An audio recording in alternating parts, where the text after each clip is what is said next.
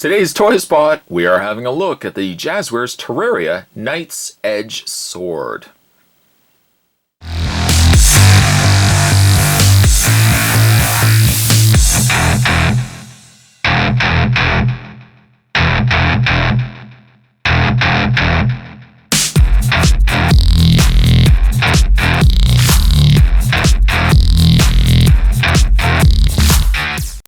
You are absolutely correct. It is a very large sword, and this falls under the role-playing pieces that Jazwares has produced for Terraria. Before we open this up, let's have a look at the packaging.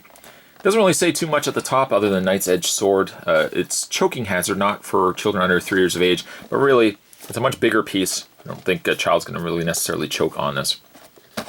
We spin around the back. Hopefully you guys can see it there. It says, categorized as the strongest sword in pre-hard mode. The Knight's Edge Sword is perfect for fending off strong armored enemies that are normally difficult to injure. With the ability to emit intense light, this weapon is especially useful against airborne enemy attacks that occur regularly. The Knight's Edge Sword is useful throughout the game, even into hard mode. Also, things that you can collect are the single figures that we had already had a look at, like the Gold Armor Player. There's the Witch Doctor, Goblin, Tinkerer, Pirate, and Skeleton. See the animated series at www.jazwares.com. You can also head over to Jazwares to check out the other pieces that they are producing for Terraria as well. Spot's going to take a break, and I'm looking forward to getting this opened up. Who doesn't love swords? But when we come back, we're getting a better look at the Knight's Edge Sword. Don't go anywhere, guys. Stay tuned.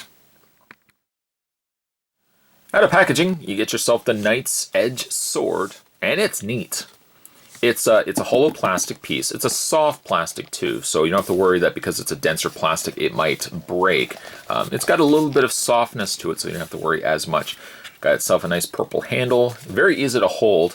Not to say that I have a very large adult-sized hand, but you can see that me holding it, it's still a good size. Also, carrying over the other Terraria pieces, it's got that jagged kind of pixelized look, which I really like. I like a lot for pieces like this. The majority of the color is a darker purple, like a dark purple violet, and then the lighter violet in the blade.